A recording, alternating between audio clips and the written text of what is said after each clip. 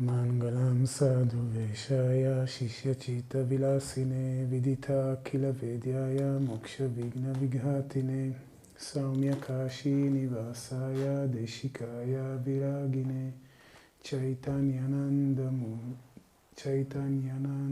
Mukdaya Jivan Muktaya Mangalam Om Shanti Shanti Shanti Om Bolo Shri Sadgurudev Swami Sivananda Maharaj Ki Jai Shri Sadgurudev Swami Sivananda Maharaj Ki Jai Om Namah Shivaya. Good afternoon. Yesterday we started to study the Mandukya Upanishad. We have discussed the Shanti mantra, which is, maybe we can chant it together now. And then we studied the first mantra of this Upanishad. Let us first chant the Shanti mantra together. Okay, so the Shanti mantra is the first one in your page. Om Bhadram Karnebhi Shrunuyama Devaha. Now is your turn. You don't see it? No. Give it to me. Let me see.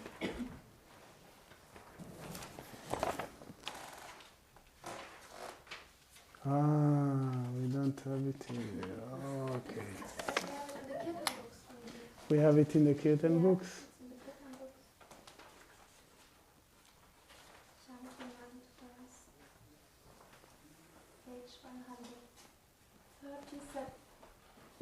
Page 137. Okay.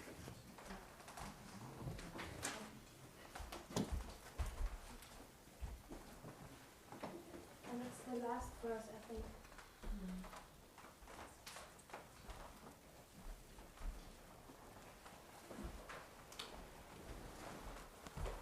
Start with the words Bhadram. Bhadram Karnebhi Shrunuyama Devaha. Got it? 137. Om Bhadram Karnebhi Shrunuyama Devaha Bhadram Pashyemakshabirya Jatraha Stirairangairstushtuvagum swastanubhir Vyashema Devahitam Yadayuhu Swastina Indro Vriddhashravaha Swastina Pusha Vishwavedaha Swastina Starkshyo Arishtanemihi Swastino Brihaspatir Dadhatu Om Shanti Shanti Shanti. This is the Shanti mantra. We have already discussed it. And we also discussed the first mantra that started with the words Om iti etadaksharam idagum sarvam. It says that all this, the whole universe, is nothing but Om, is that syllable Om, okay? Or that letter Om. And then the explanation of this started. Now we are going to read and discuss the second mantra, okay? So you can see it, mantra number 2. I will chant first and you can repeat after me. Sarvagum hyetad brahma. I know you can do better. Let's try again. Sarvagum hyetad Brahma. Ayamatma Brahma. Soyamatma Chatushpat. Sarvagum hyetad Brahma, Yamatma Brahma, Soyamatma Chatushpat.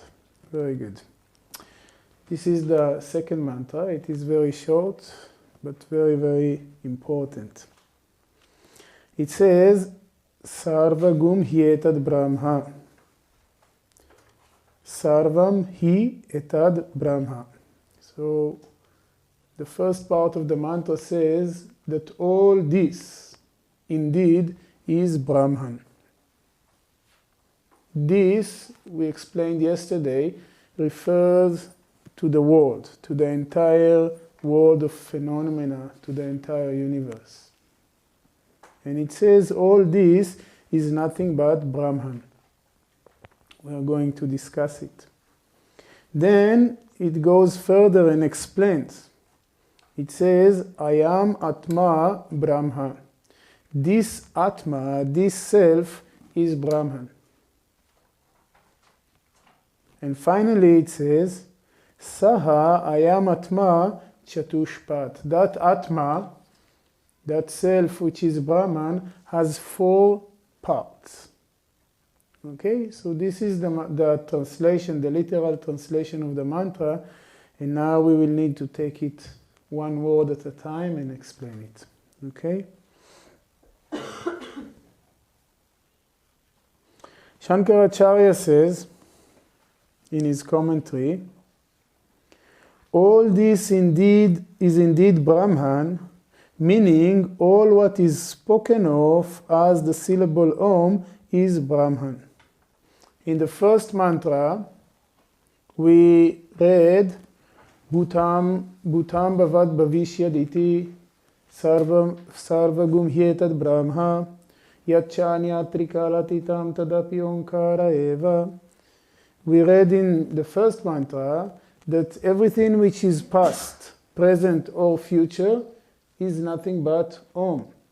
And anything which is transcending time, which is beyond the 3 parts of time, that also is Om. So now Shankaracharya explains that when we say everything, or all this indeed is Brahman, the word this refers to that, refers to the entire world of phenomena which is expressed in the first mantra. Okay? And that Brahman expressed indirectly is being explained directly with distinction as this self is Brahman. So now he is talking about the second part of this mantra, Ayam Atma Brahma. He says this is the specific explanation. So now we will need to take the time and discuss a little more about this. Okay? Yesterday we have explained that according to the Advaita Vedanta philosophy, there is an underlying unity which is the ground and basis for all this world of phenomena. We see around us so many things, so many objects, so many happenings. Everything is different from one another. Everything appears to be different from one another. But the Vedanta philosophy says that underlying this, there is one unity, which is changeless, which is eternal. And within this unity, all the appearances of the manifold universe appear. There are many examples to this. Each one is highlighting different aspects of this connection.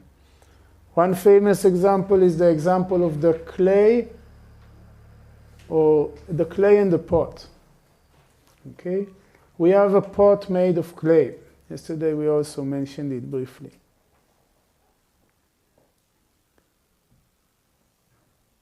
the pot is a name given to a particular shape of clay. Is it not? When we talk about a clay pot, and we ask, okay, what is the pot? When we analyze it, we see that the pot is just a name which is given to clay. There is only clay there. And the same clay can make a pot, it can make a plate, it can make a vessel, it can make many other things. But the reality is always that it is just clay. You understand? It is very simple, right? Whatever you make out of this clay, it is just clay. And the different names that are associated with the different manifestations of this clay have no independent existence of the clay. That is to say that a pot doesn't have an independent existence of clay. Pot, and I'm talking about a clay pot. Don't tell me, but they are steel pots. That's a little taking this example out of its context. When we look at the pot, we realize that it is only clay. There is no independent existence for something which is called pot. Pot is just a name. And we will see soon that the Upanishad, actually I think yesterday we have already mentioned it, that the Upanishad is telling us that there is no real difference between the name and the object that it is denoting. Ultimately, the name and the object are not really different. Can you separate the name clay, the name pot, with the object which is pot? You cannot separate it, right? But this we are going to see later on and discuss. Right now, we are discussing the relationship between the pot and the clay. Okay? We see that although it appears to be a pot, it is actually nothing but clay. Okay? Now, this whole universe appears to be what it appears to be. Appears to be a multiple reality of multiple objects and phenomena and events. But the Vedanta's philosophy is telling us that this is just a bunch of names and forms. And the underlying reality of all this world that we see around us is called Brahman, is called the absolute reality. In Sanskrit it is called Brahman.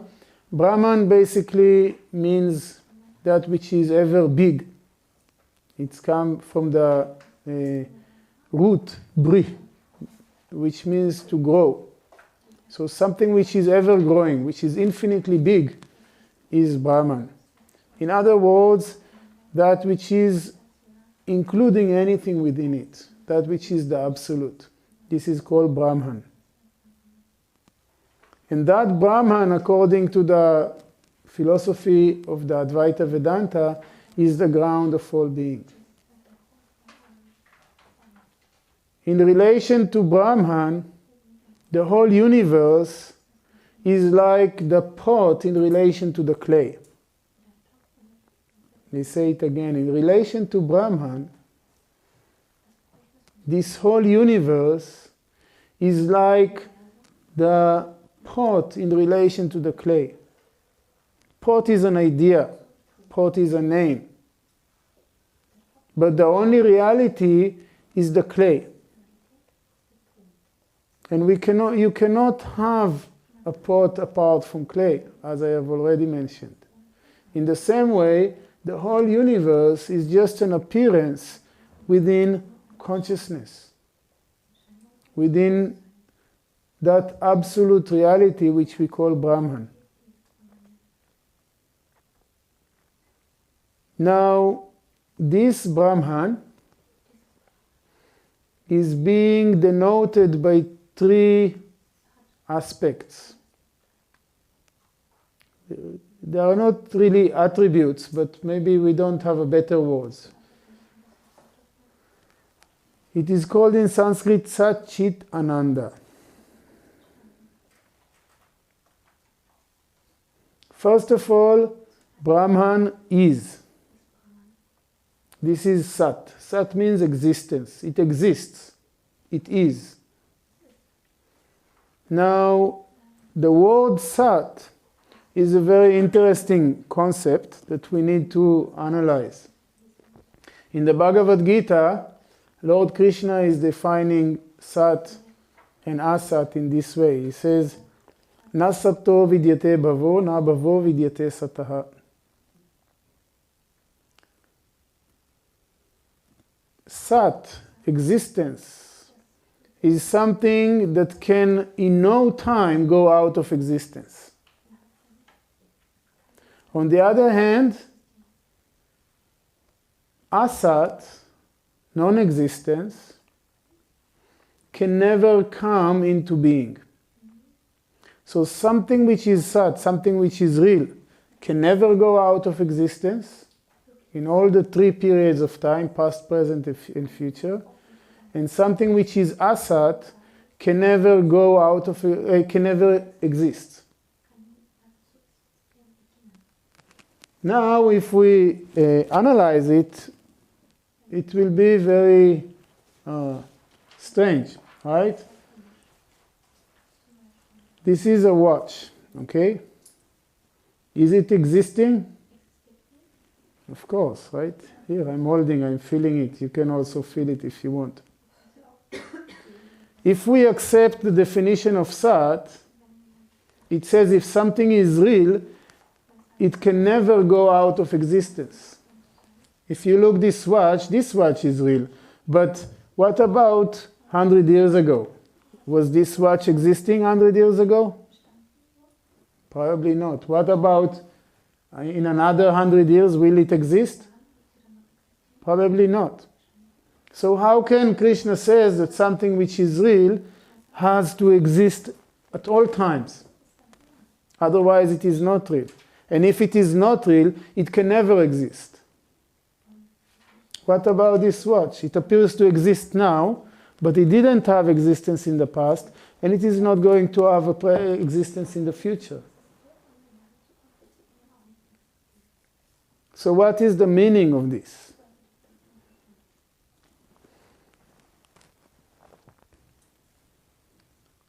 You see, the watch is a little more difficult to see it because it is a composite, but let's say this pen, okay? This pen is made of plastic. So now I ask, is this pen existing? It appears to exist, okay? But now I ask, before the pen came into being, what was this? What I'm holding in my hand? It was just plastic, right? Maybe it was a lump of plastic, right? And only then it was heated and made in the form, and it was made into pen. So before it was pen, it was just plastic, right? And then if I throw it now to the fire, it will melt down, and again it will become plastic. Now, in between, it is a pen. But before it was plastic, after that it is going to be plastic, right? Agree? Vedanta says no. Even now, when you see it, it is just plastic. It is not pen, it is just plastic. It is plastic in a particular form, and it has a particular function, so you call it a pen. But it is just plastic. It was plastic before. It is going to be plastic later on, And even right now, when you call it a pen, pen is just an idea. There is no such thing as pen, there is only plastic. Pen is a name given to a particular shape and form and function of plastic. Okay? Therefore, even as I see it, even as I write and make use of it, it is not pen, it is just plastic. Therefore, in this example, and of course it is a limited example, so don't take it beyond its purpose. In this example, we say that the pen is asat, is not real. And the plastic is real. Because the plastic is there before, during and after. The pen only appears in between. It doesn't have a real existence of its own. Its existence is completely dependent on the plastic. Therefore, in this example, we can say that the plastic is sat, is real, while the pen is asat, is not real. It doesn't have an independent existence. Okay? So when we talk about the world versus Brahman, we see that the whole world is a bunch of names and forms. Whereas underlying this, according to the Vedanta philosophy, there is Sat, there is the truth, which is called Brahman, which is called the infinite. Brahman is one, it is changeless, it is eternal. Brahman is like the plastic. The plastic in this example is relatively eternal because it exists before the pen, while the pen exists and after the pen is destroyed.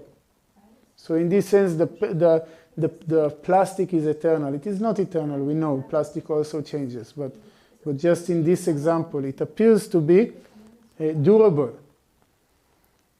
And it is changeless in the sense that not of the shape of the plastic doesn't, the shape may change, but it is still plastic. You know? And the shape of the plastic changes within space. But when we talk about Brahman, space itself is within Brahman. So there is no, Brahman doesn't have a shape which is being changed.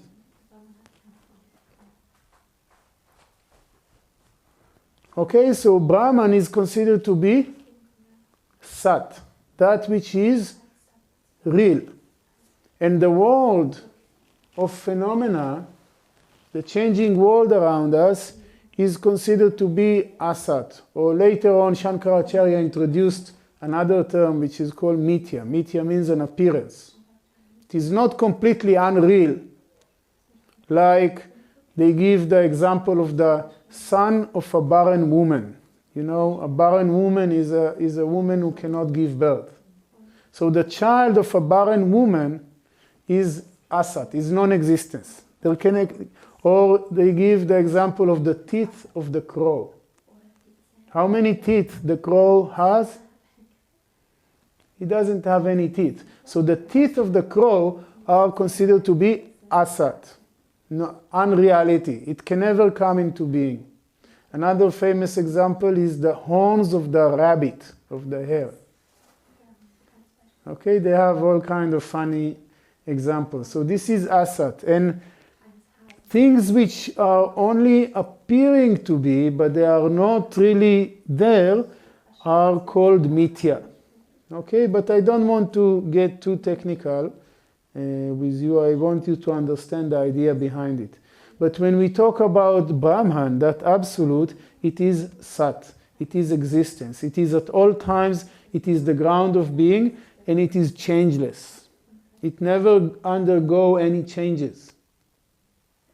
Because something which is changeful cannot be eternal. Okay? Now, another good analogy for Brahman is space. Because space is infinite, space is very subtle. and space appear to be contained within objects, but actually it is the container of objects. I'll give you an example. Is there any glass here or something? Some container. Any glass is there somewhere? A box, something? Yeah, okay.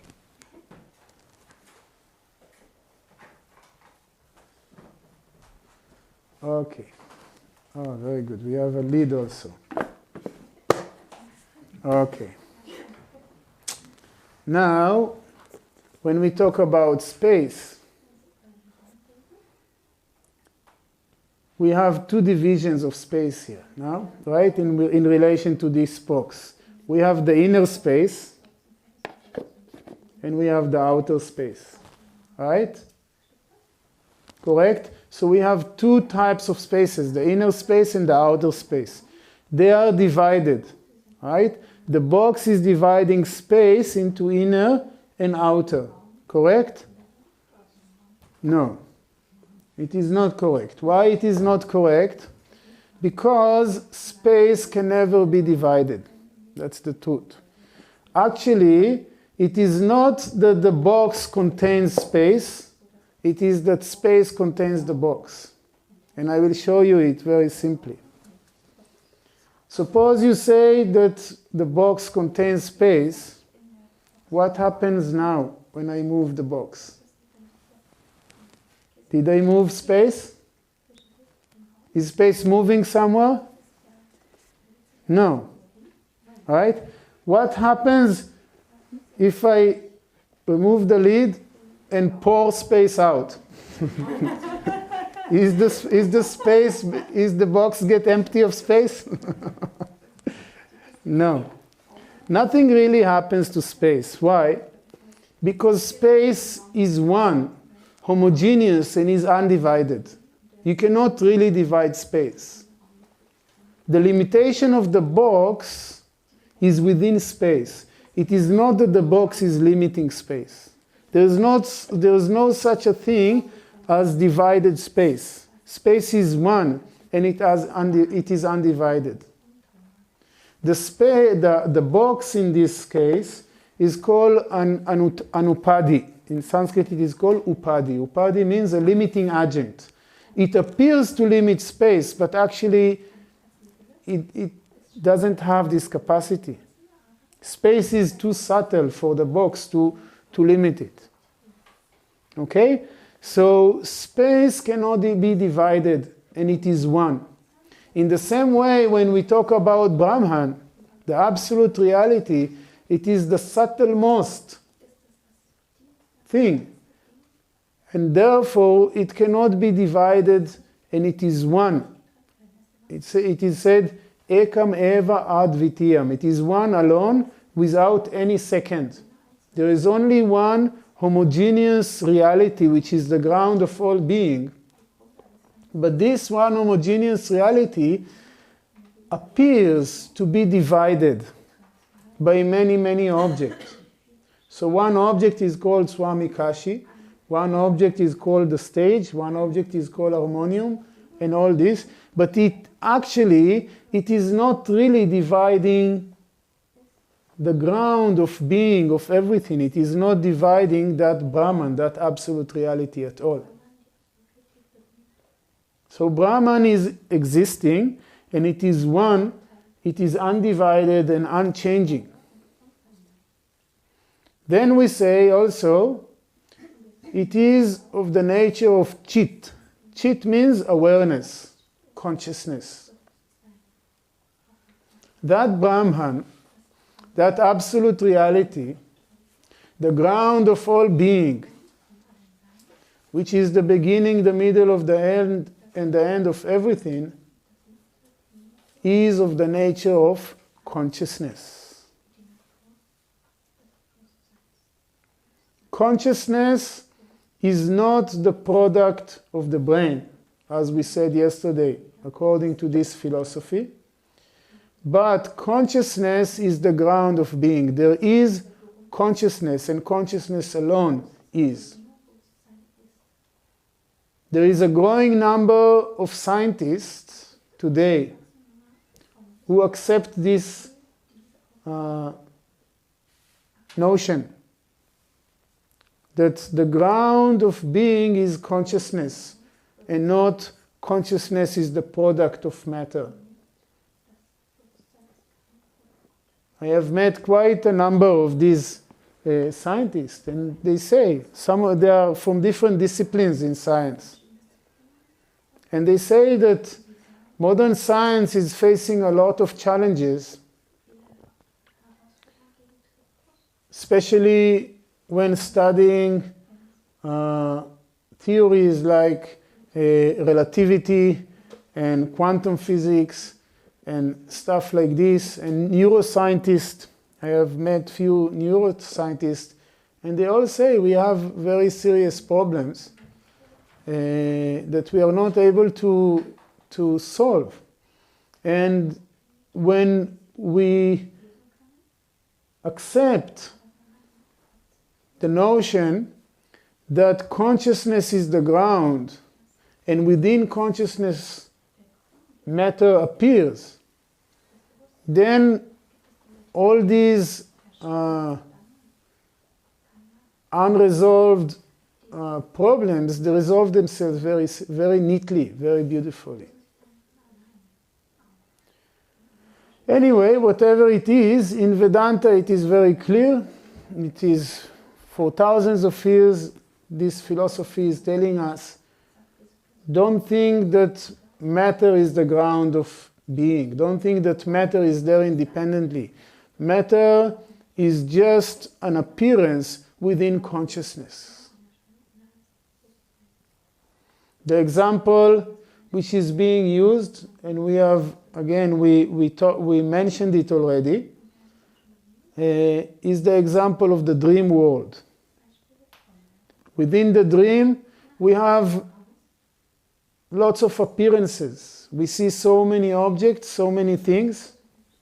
But when we wake up, we realize that all this dream is just the play of my own mind. The play of my mind is creating an entire universe.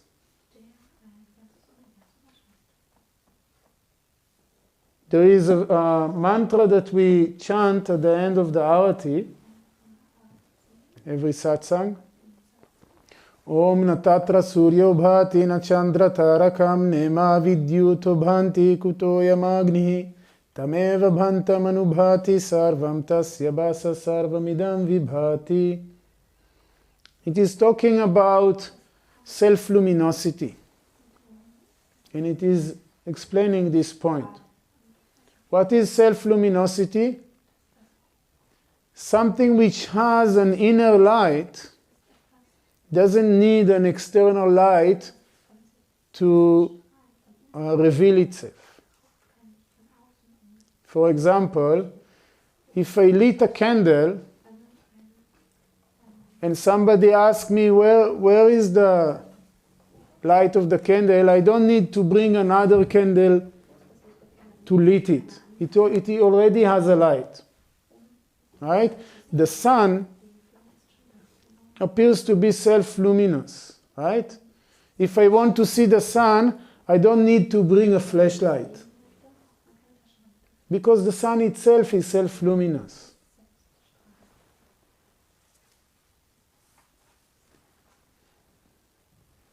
Somebody said once, inner light, in spiritual people, they say you have to find your inner light. So somebody said that inner light you only have in the refrigerator. Yeah. So the sun is self-luminous. Right? It appears to be self-luminous because you don't need an external light to bring it. The moon is not self-luminous, right? Because it borrows its light from the sun. We all know it. This verse is telling us that even the sun is not self-luminous. Even the moon, the stars, the lightning, the fire, all these luminaries are not really self-luminous. They don't have a light of their own. And this is very strange, is it not? So what is the light which is giving light to all this? What is the light which is giving light to the sun, the moon, the fire, etc.? This is the light of consciousness. And this is the shift that we have to do if we want to be able to understand it. The sun is not there independent of consciousness. Without consciousness, there is no sun shining. As a matter of fact, the sun is not shining out there, it is shining within consciousness.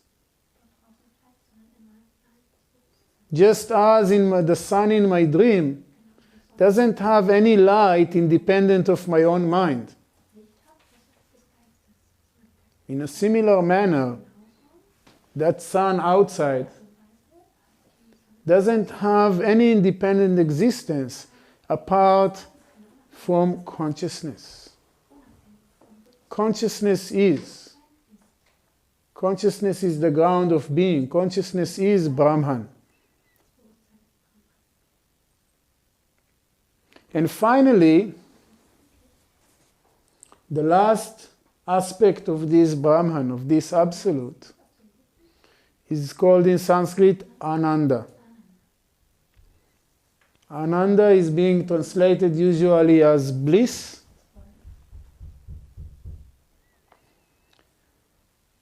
But this bliss, happiness, love, or whatever word you want to use, is not relative, is not the opposite of suffering, pain, etc. Ananda means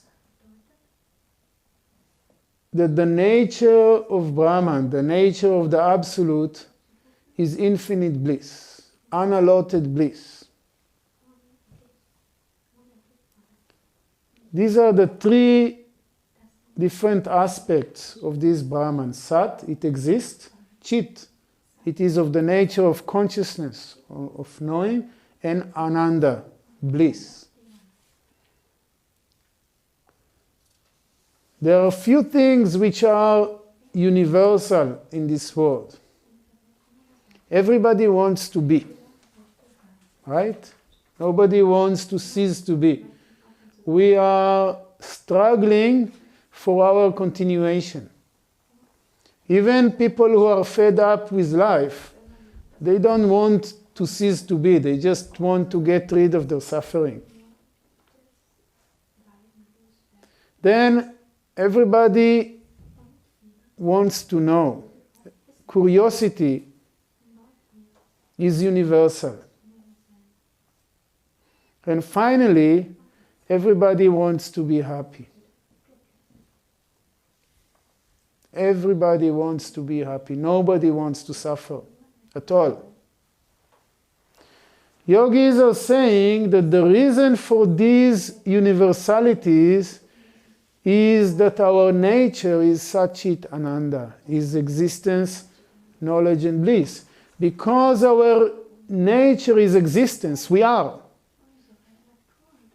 There is no non-existence for us. We are not born when the body is born, and we don't die when the body dies.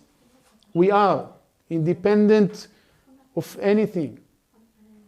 And therefore, we have within us the innate desire to be.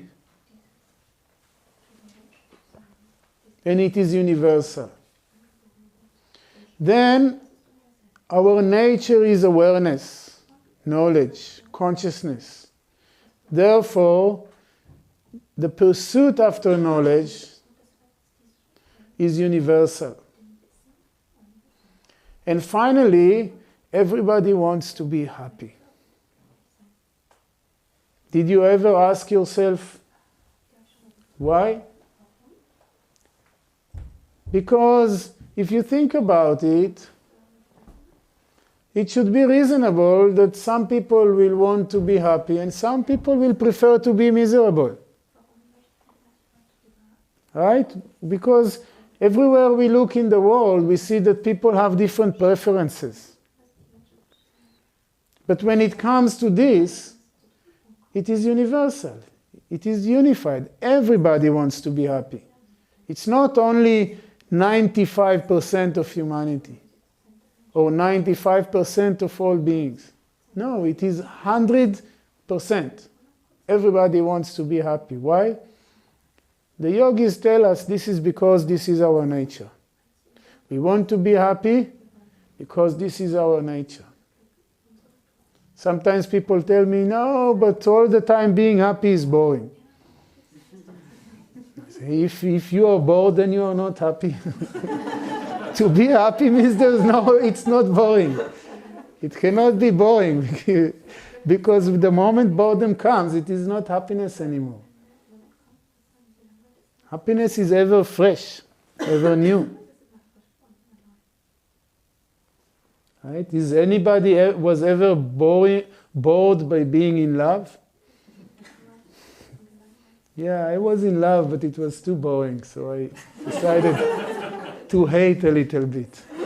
Just to flavor life a little bit. No, everybody wants to be happy. This is universal. This is universal because it is our nature. This is who we are. We are Sat Chit Ananda. We are existence, knowledge, and bliss absolute.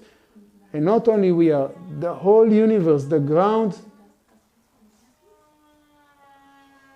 The whole universe is,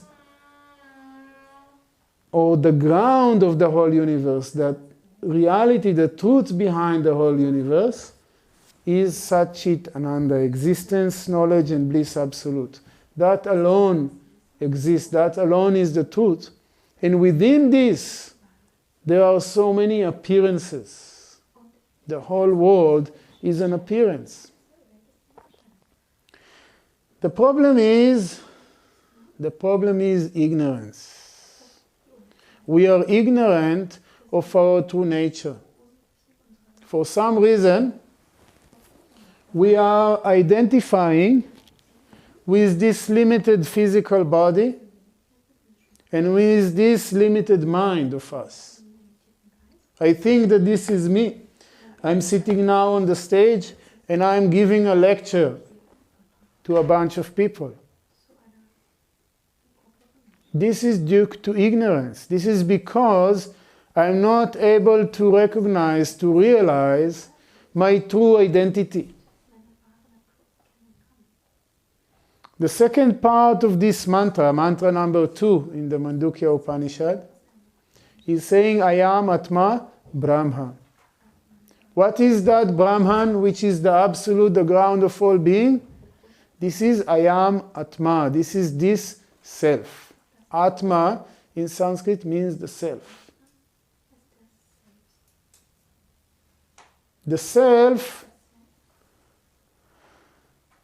is who am I in reality. My innermost reality is what is called the self. Sometimes the self also refers to the mind. Even in English we have this, right? When you say, I know it myself. Right? When I say I know it myself, who knows it? This is the mind.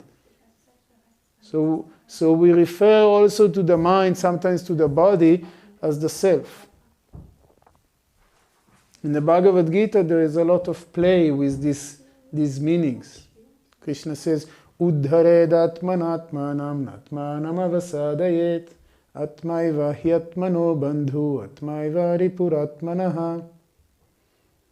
Krishna says in the Gita, one should one should raise oneself by one's self alone. Let not one lower oneself, for the self alone is the friend of the self, and the self alone is one's enemy. That's what he says. And this is a play with this word, Atma. Because Atma may mean the mind, the little self, the ego. It may also mean the innermost self. So when we say one should raise oneself by oneself alone, it means that by sticking to your innermost self, to the supreme reality, one should purify the mind, raise the self, purify the mind, make the mind more and more pure. And one should not make the mind more impure. One should not lower oneself. Why is it so? Because the self is the friend of oneself. He says because the mind is the best friend of the innermost self. And the mind also is its worst enemy. How come? When the mind is under control, it is its best friend. When the mind is not under control, it is its worst enemy.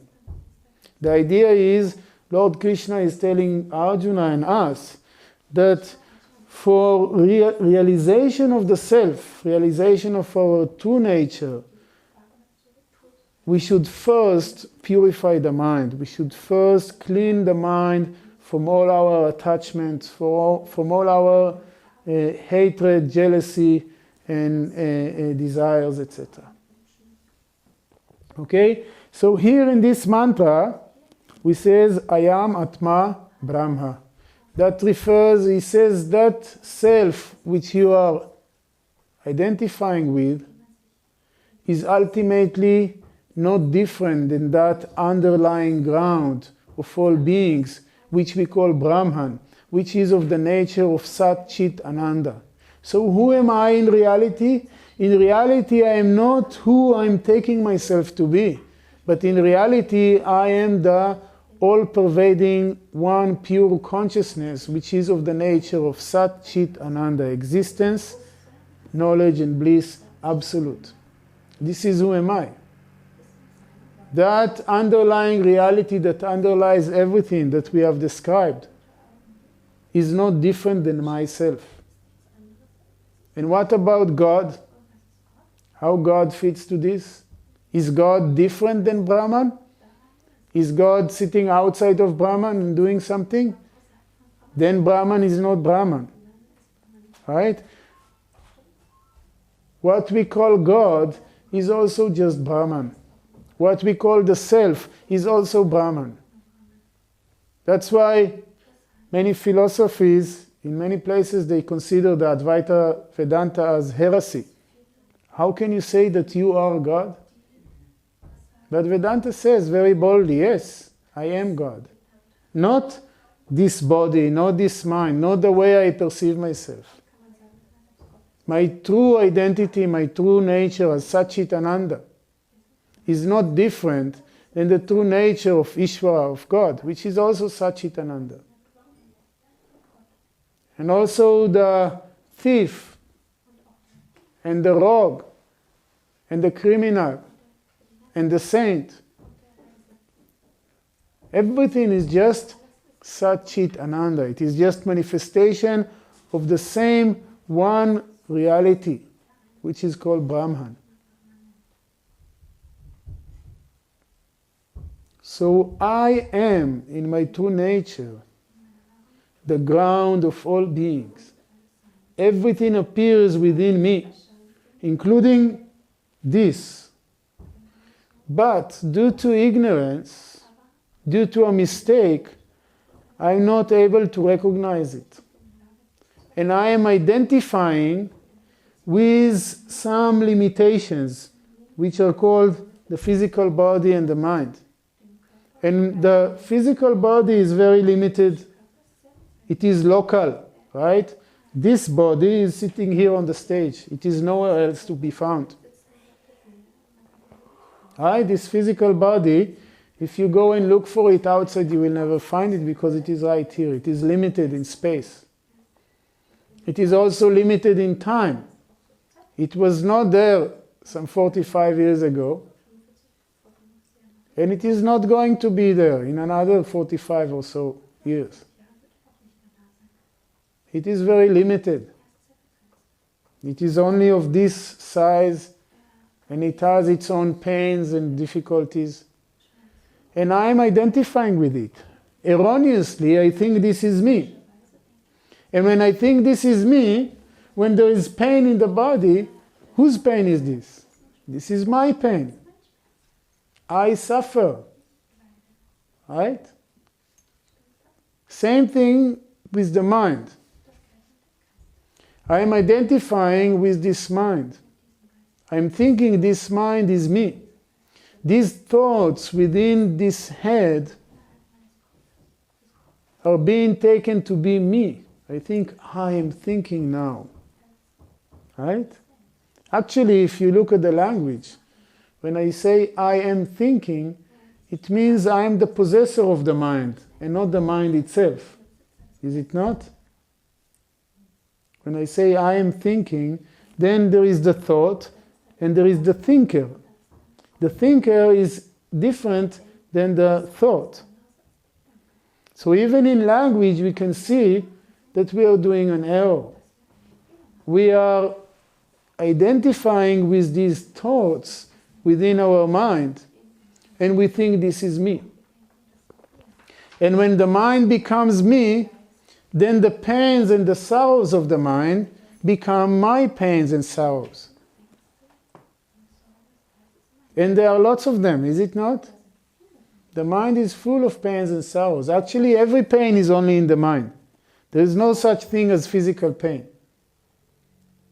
If you really think about it, there is no such thing as physical pain, because what is physical pain? Is something wrong with the body, and the body sends signals to the mind, to the brain, and the brain analyzes it and say, oh, pain. Right? But the pain is where?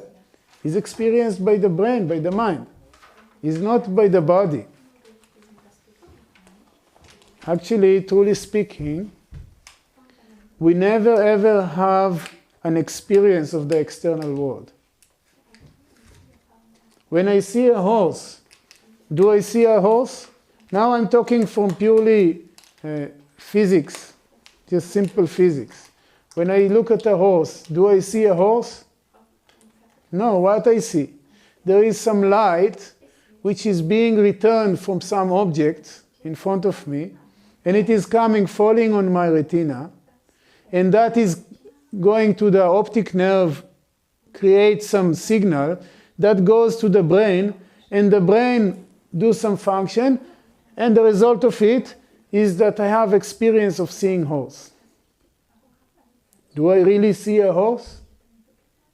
In the best case, I can say is that the brain interprets signals, and that is called a horse. I don't have any real contact with that object outside. And it is true for all the senses, not only for sight. So all the world that we are perceiving as outside is actually inside. Are you able to see this? The whole world is never outside of us. Whether there is world outside or there is no world outside, we do not perceive it. Only we perceive the interpretation of our brain to stimuli. We know it today. It is possible to connect people to some electrodes and give them some pulses, and that creates all kind of things. People see things or they feel things that are not existing. Just because we are able to generate the nerve impulses that are associated with these objects.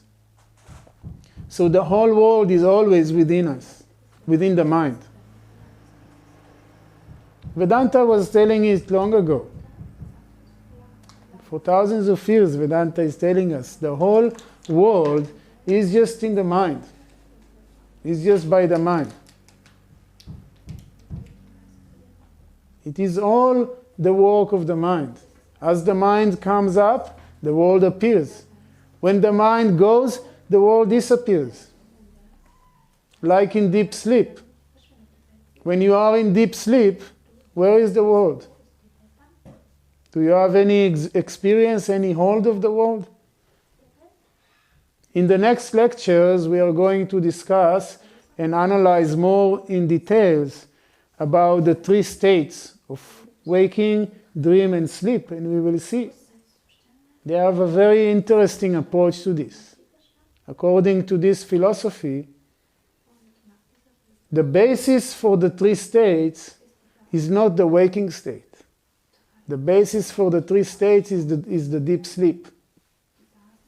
It's a very interesting approach, and we will discuss it in the following lectures. We are going to conclude now because our time is up. We will take a moment of silence and then do the concluding mantra.